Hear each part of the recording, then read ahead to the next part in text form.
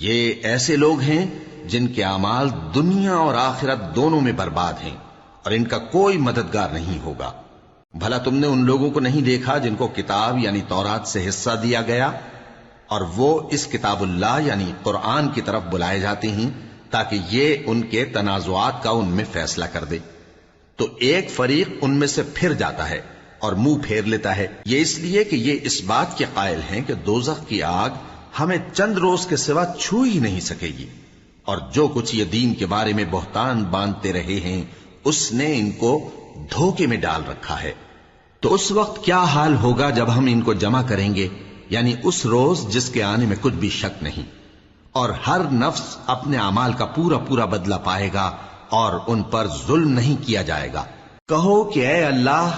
اے بادشاہی کے مالک، تو جس کو چاہے بادشاہی بخشے اور جس سے چاہے بادشاہی چھین لے،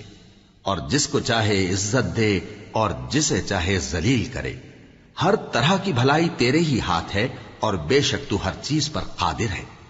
تو ہی رات کو دن میں داخل کرتا اور تو ہی دن کو رات میں داخل کرتا ہے، تو ہی بے جان سے جاندار پیدا کرتا ہے اور تو ہی جاندار سے بے جان پیدا کرتا ہے،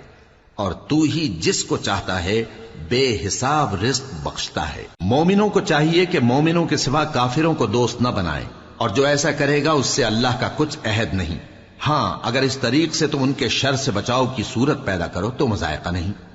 اور اللہ تم کو اپنے غضب سے ڈراتا ہے اور اللہ ہی کی طرف تم کو لوٹ کر جانا ہے۔